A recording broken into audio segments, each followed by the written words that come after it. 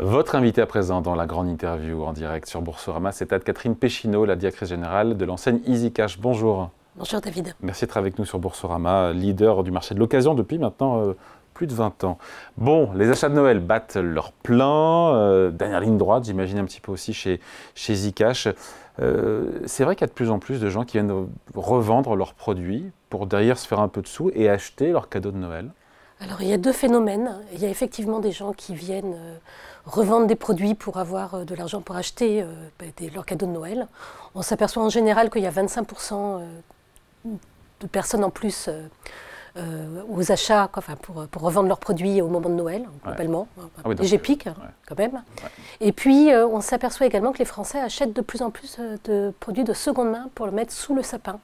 Que ce qui était tabou il y a encore peut-être 15 ou 20 ans fait désormais partie de mode de consommation. Et tous les publics sont concernés, c'est-à-dire qu'à la fois les milieux populaires, les milieux plus aisés, il n'y a pas de... Il n'y a pas de frontières, on a des magasins, nous avons 162 magasins situés vraiment partout en France avec des populations qui sont très différentes et on voit tous les publics venir acheter de la seconde main, alors peut-être des produits qui vont être différents. Mais pour Noël, 6 Français sur 10 de moins de 50 ans a déjà acheté un produit de seconde main pour mettre sous le sapin. Bon, et comment ça marche d'ailleurs? Il faudrait rappeler un petit peu, tout se passe au niveau de la revente, c'est pour partie en digital, ça se passe évidemment en magasin, le parcours il est... Alors le parcours, pour vendre un produit, on va soit en magasin, soit on le fait par internet et on envoie ensuite son produit dans un magasin qui va le tester, le contrôler, s'assurer qu'il est bien fonctionnel. L'authentifier s'il s'agit également d'un produit de luxe, puisque nous vendons de la maroquinerie. Donc, on va en parler de ça. On s'assure que le produit est bien en bon état et il est ensuite revendu dans le même magasin. Donc 80% des achats que nous faisons dans un magasin sont revendus dans le même magasin en circuit court. Bon, et comment s'assurer que le prix proposé est un prix décent, correct et pas au rabais? Alors nous avons des algorithmes de pricing qui donnent des indications de prix à nos acheteurs avec des prix minimums à chaque fois pour s'assurer que le prix justement ne soit pas un prix au rabais puisque notre volonté c'est qu'un client soit satisfait, que ce soit aux achats ou à la vente. Il a un bon d'achat derrière ou c'est... Non, il a du vrai argent, donc soit du liquide, soit sinon un virement instantané sur son compte bancaire. Bon, vous ressentez la crise, les incertitudes économiques, politiques, les ménages qui se serrent la ceinture, est-ce que vous aussi vous le ressentez chez EasyCash? Alors, chez EasyCash, notre chiffre d'affaires depuis 25 ans, il a été en croissance chaque année. Donc la croissance d'EasyCash n'est pas liée que aux incertitudes sur le pouvoir d'achat.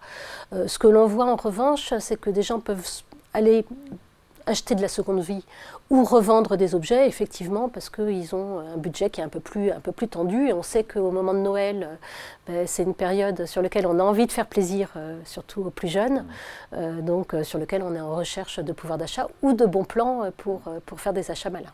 Et les produits stars qu'on va mettre sous le sapin cette année, c'est quoi? Alors les produits stars, c'est tout ce qui va être les consoles pour les plus jeunes, donc toujours. Le gaming. Toujours le gaming, de façon assez importante. J'ai vu que c'est quoi? C'est 40 millions d'euros chez vous, le gaming en chiffre d'affaires? Tout à fait, oui. C'est un chiffre d'affaires de combien? Alors c'est un chiffre d'affaires, on va faire 285 millions cette année. C'est pas rien. Ça représente un bon 20% du chiffre d'affaires et on a 30% du chiffre d'affaires qui est fait en téléphonie. Donc la téléphonie reste toujours assez importante, mais on en trouve quand même un peu moins sous le sapin. Et après, c'est tous les achats plaisir.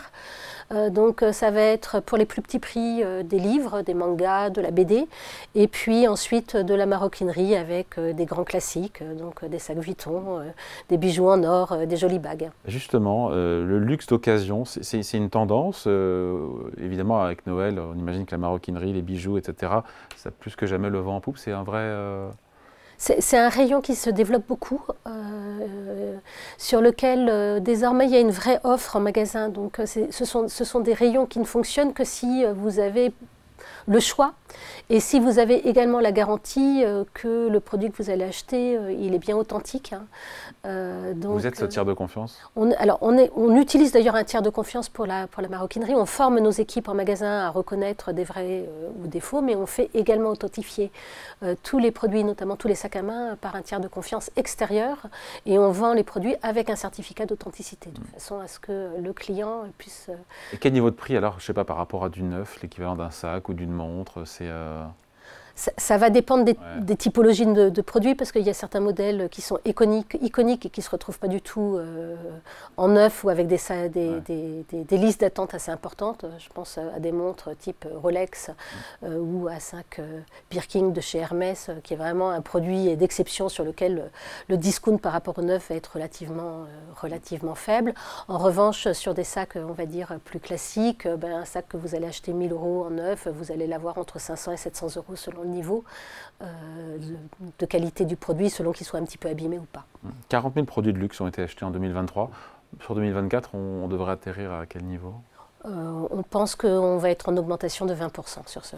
Aussi, donc le luxe d'occasion, c'est devenu un vrai marché en tant que tel. C'était pas le cas on s'était parlé il y a 5 ans, je pense que... Je pense que oui, il y a 5 ans. Alors d'abord, on avait une offre beaucoup moins importante en magasin, donc l'offre crée la demande. Désormais, c'est un secteur sur lequel nous avons décidé de beaucoup investir, avec une offre vraiment de qualité en magasin. Beaucoup de formation également de nos équipes pour pouvoir accompagner la vente et le discours. Et puis on s'aperçoit qu'il y a une vraie tendance de fond avec des clientes qui ont envie de s'offrir du luxe plus accessible et qui achètent souvent leur premier sac à main d'occasion. On voit ça de plus. Donc ça attire quelque part aussi une nouvelle typologie de clientèle pour vous? Ça vous élargit? Tout à fait, ça nous élargit notre clientèle avec une clientèle un peu plus féminine que l'univers gaming dont nous parlions tout à l'heure. Est-ce qu'il y a des facilités de paiement dans ces cas-là, quand le produit coûte plusieurs centaines d'euros? Oui, on fait des facilités de paiement avec des paiements en 3 fois, en 5 fois et ça va jusqu'à 10 fois. Bon. Et donc en tout cas, on est dans de bonnes mains quand on vient acheter un produit comme ça de luxe. On a l'assurance de ne pas se retrouver avec une contrefaçon. Exactement, vous avez l'assurance de ne pas avoir de contrefaçon puisque 100% de nos produits sont authentifiés. Ouais. Et il y a une garantie d'ailleurs? Alors sur un produit de luxe, non, parce que... oui, non. Mais en revanche, sur tous les produits électroniques, voilà, il y a une garantie de 2 ans. 2 ans. Et c'est vous qui la... C'est nous qui l'apportons puisque nous vérifions tous les téléphones, tous les appareils électroniques que nous recevons avant de les mettre en rayon. Et si un appareil tombe en panne au bout d'1 an on vous le remplace, ou on vous le rembourse, ou on vous le répare. D'accord, ok. Pour celles et ceux qui ne seront pas tellement contents de leur cadeau de Noël, on sait qu'il y en a de plus en plus. Là aussi, les revendre juste après, sur ma seule occasion, c'est devenu aussi plus qu'une niche. Alors, c'est devenu une tendance, c'est-à-dire là où c'était un tabou il y a quelques années de revendre son cadeau de Noël, c'est désormais plus le cas. Après, le Père Noël, quand même, en général, fait plutôt mouche. Je crois qu'il y a 300 millions de cadeaux qui sont faits, chaque année, qui se retrouvent sous le sapin. On n'a pas ce volume-là en magasin le lendemain de Noël. Ce qui arrive assez souvent, c'est que c'est les doublons qui sont revendus. Vous vouliez un jeu de gaming, vous en recevez 2, vous allez le revendre. Ou vous avez un produit, la nouvelle PS, et vous allez revendre votre ancienne. Donc on voit un certain afflux, mais qui reste là aussi quand même relativement maîtrisé. Le business, entre guillemets, l'activité se fait essentiellement en magasin, en digital. Vous avez 200 magasins, combien? On a 162 magasins, voilà. Et on a 90% de notre activité qui se fait en magasin. En magasin? En magasin, tout à fait. Comment ça se fait que ce soit aussi faible sur Internet? Alors, parce que les clients aiment bien pouvoir toucher, regarder, voir de quoi est-ce qu'il s'agit, avoir du conseil également. Et puis, beaucoup de clients font du drive to store. Donc, vont regarder sur Internet quels sont les produits qui sont présents et vont après aller regarder le produit en magasin. Et sur les points de vente, justement, est-ce qu'il y a une volonté d'aller plus, de rester en périphérie, mais d'aller plus vers les centres-villes? Oui, nous ouvrons de plus en plus en centre-ville, sur lequel on voit qu'il y a un vrai marché. Ça fait également sens parce que ça évite aux clients de se déplacer en voiture et nous sommes soucieux de notre empreinte écologique. Ce sont souvent des magasins qui sont plus petits, sur lesquels on va travailler moins de familles de produits et sur lesquels on va faire de la téléphonie, du gaming et du luxe. D'accord. Et donc, à horizon, je ne sais pas, 2 ans, 3 ans, il y aura combien d'ouvertures? On a fait 19 ouvertures cette année et on espère en faire autant l'année prochaine. On sait qu'on a 162 magasins à date et qu'on a un potentiel entre 250 et 300 magasins en France. Notre volonté, c'est d'ouvrir assez rapidement pour pouvoir mailler le territoire. L'idée derrière, encore une fois, du succès de la seconde main et de l'occasion, c'est toujours le pouvoir d'achat.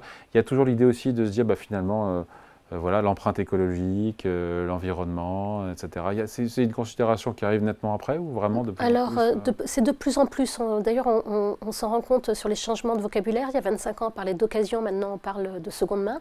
Ouais. Ça n'a pas tout à fait la même connotation. Seconde main qui peut être une troisième main. Qui peut être une troisième ou une quatrième, même parfois une septième. Hein, ça peut arriver que certains produits soient revendus plusieurs fois. Et on s'aperçoit que notamment sur les générations plus récentes, la Gen Z, la considération écologique devient quelque chose d'important. D'accord. Bon, en tout cas, merci. Merci de passer nous voir. Et donc, croissance au final, donc croissance de 20%, c'est ça, de cette année? On espère. C'est la dernière ligne droite. Noël est un mois important pour nous, oui, en termes de vente. Et là, les derniers jours sont des jours qui sont particulièrement... Pour l'instant, il se passe bien, ça se passe bien? Pour l'instant, ça se passe bien. Ça a mis un tout petit peu de temps à démarrer, puisque le Black Friday était un peu décalé cette année. Et puis nous, ce n'est pas une période sur laquelle on fait des très gros scores, parce que les bons prix sont là toute l'année, pas que pour le Black Friday. Oui, ça démarre, mais on s'aperçoit que les gens retardent un peu leur cadeau de Noël au fur et à mesure, chaque année, un peu plus. Bon, en plus, là, ça tombe un mercredi, donc ça laisse quelques jours de plus. Hein. Tout à fait. Merci à vous. Anne-Catherine Péchineau, directrice générale de l'enseigne EasyCash, invitée de la grande interview en direct sur Boursorama. Merci. Merci.